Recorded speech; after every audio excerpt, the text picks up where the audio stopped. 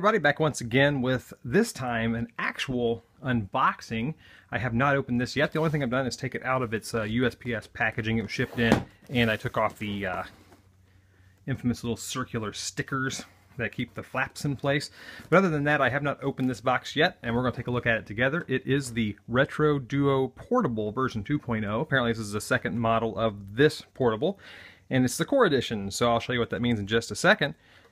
But it's made to play NES and Super Nintendo cartridges on the go, so to speak. We'll talk a little bit about that as well, as something of this size and portability can sometimes be an oxymoron, but we'll talk about it. I'm excited about it because I have some retro bit products already, and I have really enjoyed all of them that I've bought so far. So let's see if this one's the same. Again, this video will be an unboxing, an overview, and I'll show you some games and how they play in it right now. And then a couple weeks down the road, I'll give you an update on my overall thoughts on battery life and compatibility and all that good stuff. So let's get started. Opening the flap. I have a manual, but really, who reads these things? Maybe I should, but it's a nice manual. Of course, there's only like 2 pages in English anyway, so there's that as well. You get a lot of accessories in this little get-up here. For one is, this is called the Retro Port. You can see that through the plastic, trying to keep the glare down for you there. I'll show you how this works as well, but it's kind of an interesting thing here, and this is part of what I'll get into with portability here in a second, is that this is how you play the NES games on here. You probably can't see inside of there, but this is a port for your NES games, and this goes into the Retro Duo Portable. So we'll get into that in a second. AC adapter, which is always nice because this thing will obviously need to be charged. You have composite audio video cables here, which is really cool. We'll get into that in just a second as well. And a nice stand, which I think is a big plus to this system from what I've seen on YouTube and other things to this point and how it's been advertised. Again, a stand for this system. It can be used in, I think, a few practical applications. And this is a controller port so that your friends can sit down and play with you, but you can also use this when you play through it on the television screen as well, or a second person can sit down next to you and look off the small screen if you would like.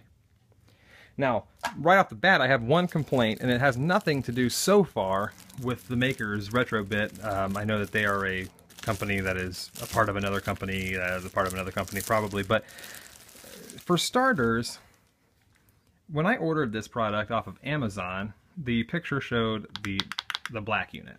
And this is obviously not a black unit. Another thing here is that with it being red, it looks like a giant toy as opposed to something that's a little bit more elegant, if you can be such a thing with a device like this. But there's the port for the games.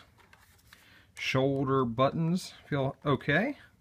We have our Famicom, Super Famicom colored buttons here, but we do have this, the way the Super Nintendo has 2 concave buttons and 2 convex buttons. So the coloring is like Super Famicom. The buttons themselves are styled in their form factor like the Super Nintendo from North America. One thing is the buttons are spaced out a little more than a typical Super Nintendo controller, which is strange. And also the version 2 I thought was supposed to have fixed an issue that was with the D-pad pushing in all the way in the center, which from what I've heard can be problematic. And that'll probably be in the follow-up of whether or not that actually does tend to be problematic, but it's kind of strange that it actually is doing that because this says it is the version 2.0 right there. So we shall see. Time will tell with that. Other thoughts though, just kind of going through here again, we have our select. Start, there's contrast. I think you push it 3 times for, or 2 or 3 times for brightness. I'll show you in a second as well. And then I think you hold it for the reset button. So if you need to reset your game, you hold it, I think 3 or 4 seconds, and it should do that. A volume slider on the bottom.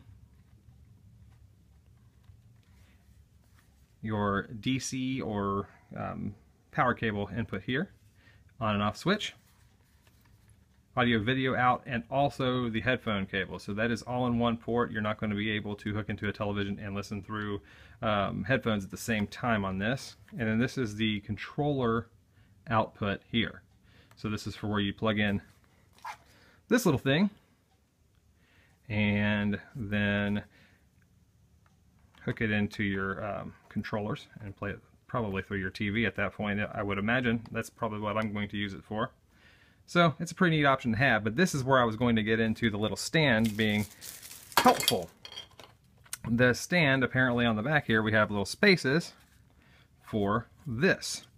And so you would stick these in the spots, and your Retro Duo Portable can sit up on its own on a shelf, and you can hook your controllers into the controller port and let it sit on a shelf while you play via controllers, which I think is a pretty cool option. So that's pretty nice. Now, let's see if I have any residual charge in the battery here to test a couple of games, and if I do, I'll show you now. If not, I will cut, plug it in, and show you briefly after I pull this nice therapeutic, nice glossy coat of plastic off of the screen. The screen looks pretty nice. So I guess I should stop talking now. We'll play some games. Let's do one that I'm pretty sure... Well, I brought some out that could potentially cause problems for this system, so just to test it a little bit. Super Metroid. Let's plug that into the back here.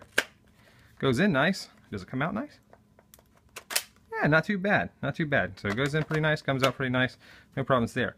One thing you're going to notice is the system is bulky, because it is playing game cartridges that are not intended to be portable. So please keep that in mind before we get too open-armed about how big this system is. When we talk portability here, we're probably not talking about the type of portability where you're going to stick it in your bag, go play it on the bus if you ride a bus, or play it for a couple minutes here or there while you're on the go necessarily, as much as it'd be like a car trip type of portable, or a take on a trip with you portable, or your friend doesn't have that Super Nintendo he used to have, but you guys are really hankering to play some games together. Take this to their house with some games. You have a great solution to that problem.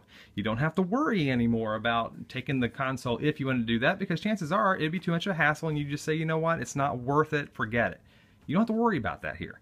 You can just take this with you and go. If you're going to somebody's house for an extended period of time, maybe you're spending the evening at your in-laws and really don't want to spend too much time listening to the in-laws speaking, well, tuck yourself off in a corner and play some Super Metroid on the Retro Duo Portable. That's the type of portability we're talking here. Keep that in mind. Okay, let's turn this bad boy on. I'm anxious. Oh, nuts. We have no residual charge in the battery. So, let me plug this bad boy in and I will return. Okay, it took a bit of time to let the system fully charge.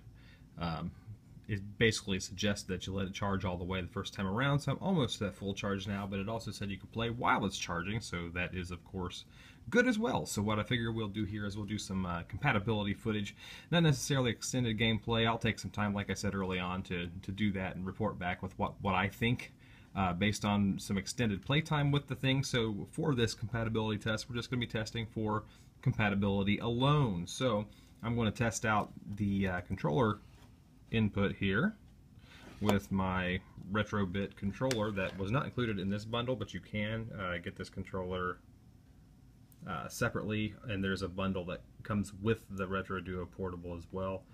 This is a nice little controller. I like it. I've been using it with my Super Nintendo quite a lot, so a little side note there if you're interested.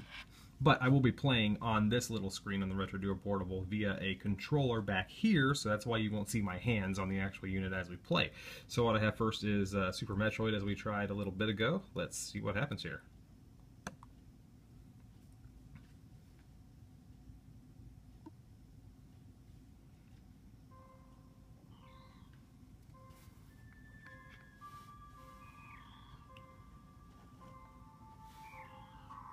Got my hand in front of it here so I can adjust the volume, but it is indeed all the way up, so it does seem a bit on the quiet side.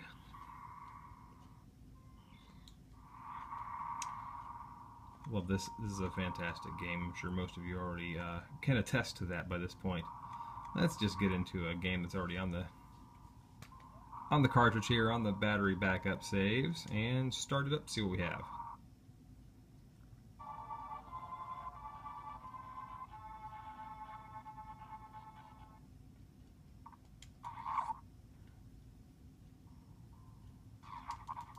Here it is.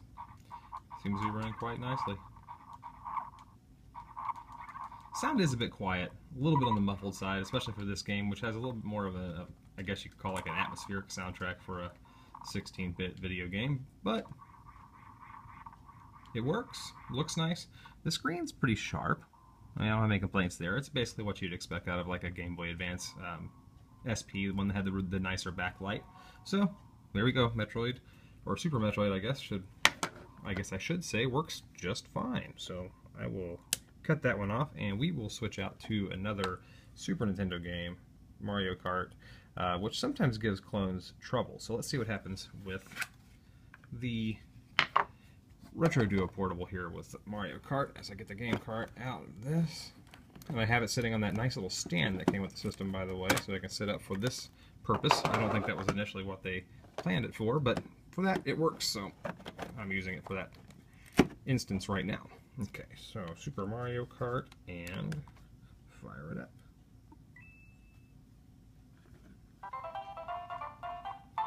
So far so good. I'll make it look like I'm really hardcore and go for 100cc right off the bat. We'll go Star Cup because I'm just tough stuff like that.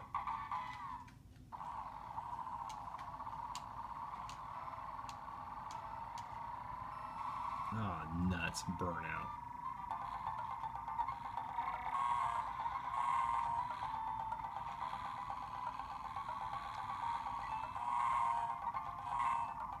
I'm playing on a small screen facing another small screen, so that's got to be good, right? That's my excuse. I'm sticking to it.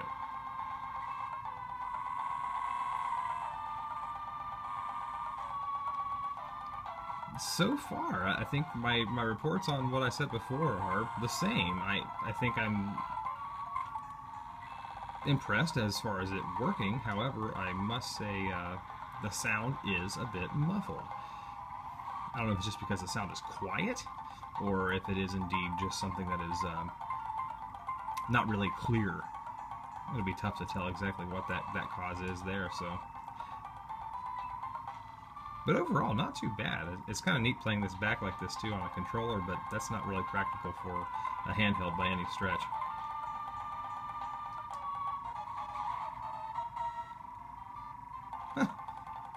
Well, it works great. I mean, I'm having no hiccups, no issues with the gameplay at all. Working fine. So, alright. I know I'm on the final lap, but I'll finish here, and we will try a different game. Now, I want to try something a little bit different this next time around, just because I know that it said it is not locked to any sort of region at all, so I should be able to get my Japanese cart here of Donkey Kong Country 2, or known as Super Donkey Kong 2, in Japan. Let's give this a spin here and see what we have. I'm going to try to increasingly make what I think compatibility would, well, what I think the compatibility differences would be a little bit more challenging as we move along here with the games I'm trying. Maybe this one is no big deal, so let's see.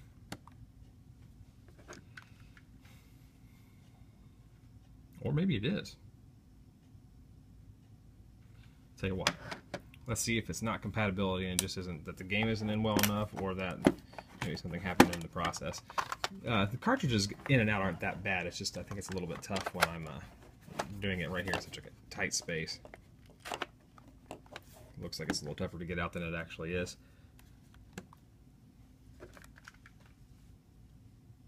Okay. I must have just not had the game in correctly.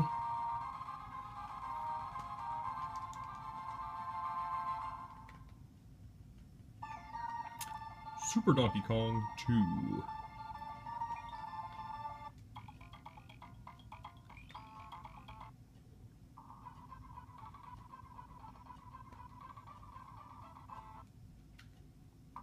And we're playing. We're off. I love this game. This is a fantastic game. 3 was good too, but definitely my least favorite of the 3. I think 2, 1, I died, and then 3 is my order of favorites in the Donkey Kong Country series. This game, however, does work. So, if you can read that, I will, and you can't translate to the American game, I'll give you a prize. It'll be a fabulous prize. Alright, next game. I kind of finagle this game out of here. Stand fell out too. pop the stand back in here really quick too. The stand just pops in a little bit, and I know we talked a little bit earlier about, you know, kind of the benefits of having such a stand, but I think it's a nice thing to have on the shelf as well. Just prop it up so you can show it off to all your friends. But here's Starfox. Starfox has the Super Effects chip in it, which sounds special. All it means is that it gives clones a hard time sometimes. But let's see if this thing will actually play it.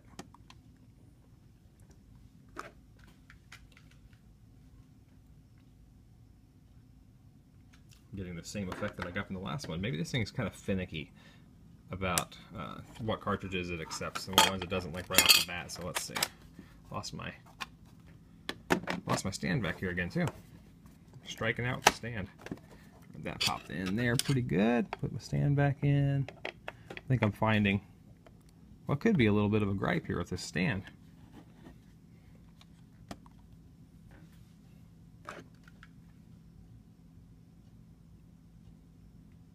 Starfox always gets you too, because it does have a kind of a beat there at the beginning where nothing happens, and then the Nintendo Presents comes in, but I'm getting nothing from Starfox. So I don't know, again, if that's a compatibility issue or if it's my cartridge, but I will say this is a pretty clean copy because I've used it on other clone consoles and it's worked, and actually I've used it on RetroBit's own clone console, the Super Retro Trio.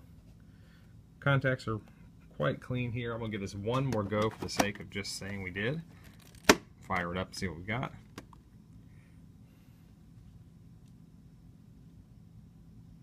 Okay. I think this may be one we could scratch off as a compatibility issue here. So the last one I have, I don't know, maybe I'm looking at it wrong, but I think this one might be the one that's the hardest compatibility of the bunch because it is a Japanese title, which shouldn't matter, but I know that these, I believe X2 and X3 of the Mega Man X games had some special chipsets in them too, which gives clone consoles trouble sometimes. So let's see if that does here.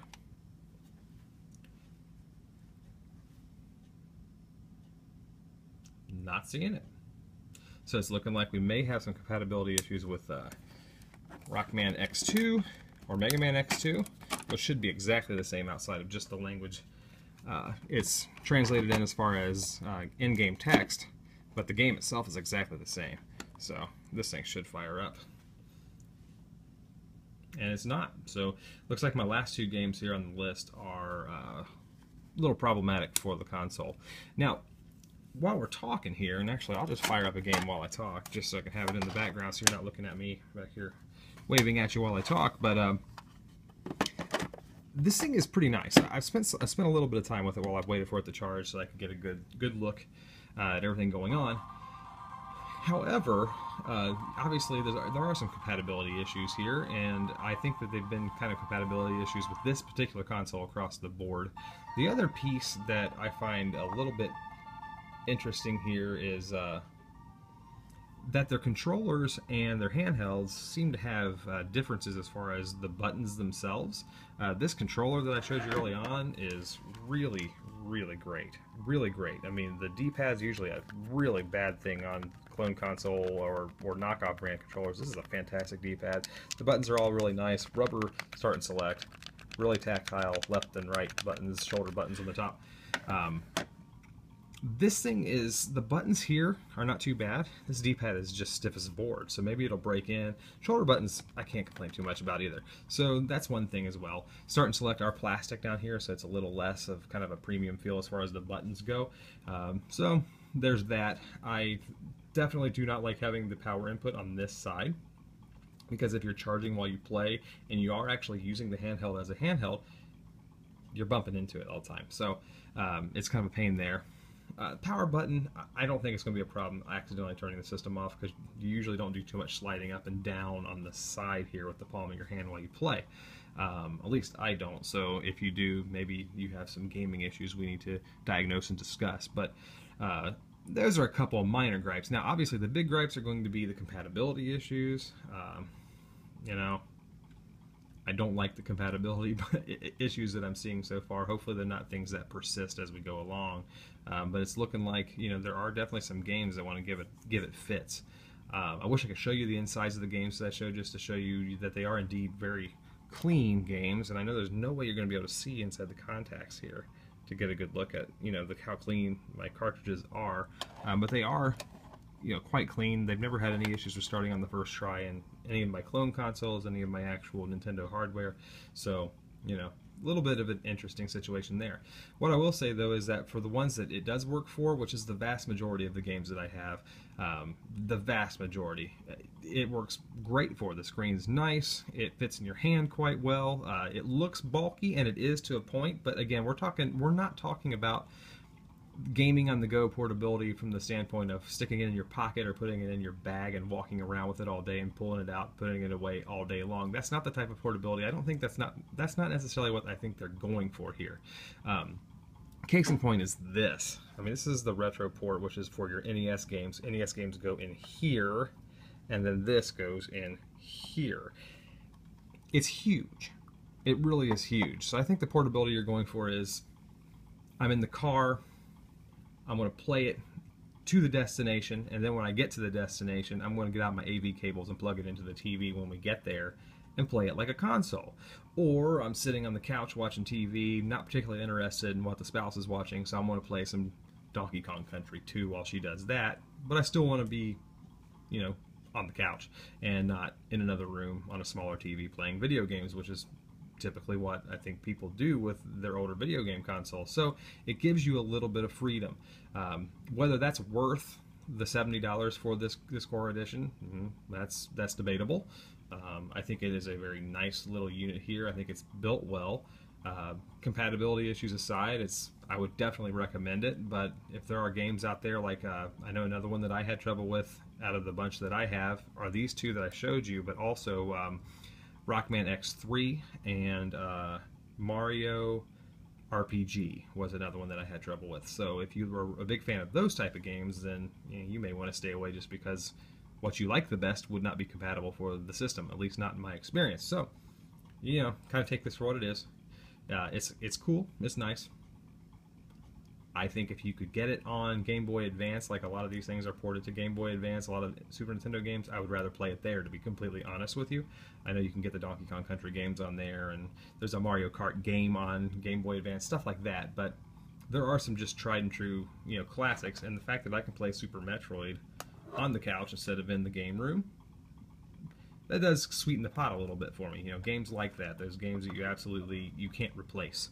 And, you know, there are options out there, obviously, and people always run the emulator discussion out there, but some people just like to play their old cartridges on a piece of hardware, and this is an option.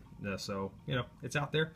I do definitely recommend Retrobit products on the whole, though. I have had very good experiences with them. Now, every company has a few things that are hit or miss, but their Super Retro Trio I'll talk about at some point too. I love that console. It's a great 3-in-1 console with a lot of options for, you know, more consoles that it supports, and their controllers have been nothing but great for me as well.